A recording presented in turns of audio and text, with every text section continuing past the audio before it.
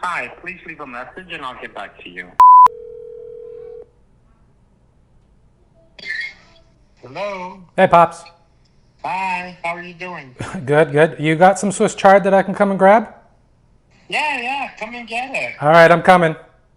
Hey, Hey. don't forget my mortadella. Okay. All right. Okay, bye. Bye. First things first. All right, Swiss chard. Definitely nostalgic for me. It was always something we had growing up in our garden.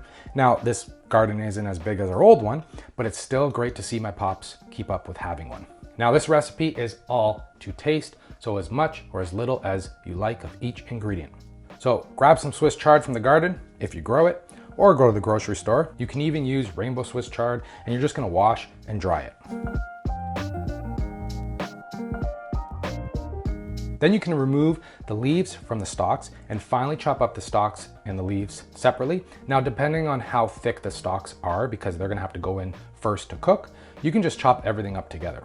And then once done, set aside. Then finally chop up 2 cloves of garlic and set aside. Then grab some cannellini beans that you're just gonna drain and rinse. Then get a good quality tin of sardines. I get it, sardines is not everyone's favorite, but it really makes this dish. Okay, let's cook. In a pan on medium to high heat, add a nice drizzle of extra virgin olive oil, just enough to cover the bottom of the pan. Then add the garlic and chili flakes for some heat, which is also optional. Then saute the garlic until tender and fragrant. And then we're gonna create a hot spot and add a small squeeze of tomato paste. Cook it out a bit and then mix it all in with the garlic and the chili flakes and oil. And then you're gonna add the stems and saute a bit. And then once those are a bit tender, you can add the leaves of the Swiss chard and cook down. Season with salt, freshly cracked pepper, and then you're gonna add some cannellini beans, a good splash of red wine vinegar, and then mix everything together until everything is warmed through. Then you're gonna plate it up, top with the sardines, and a good drizzle of extra virgin olive oil, some bread for la scarpetta, and bring it to the table.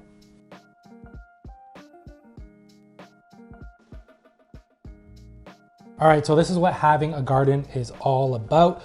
Using what you grow into delicious recipes. This one is a good one. Don't forget la scarpetta with your bread. There's a reason why there's all this extra oil and juice. Oh, just scrape it all up with some bread. This is delicious. I hope you give this one a go. And as always, the full recipe is in the link in the description below. Please like and comment. Don't forget to hit that subscribe button. Until next time, ciao.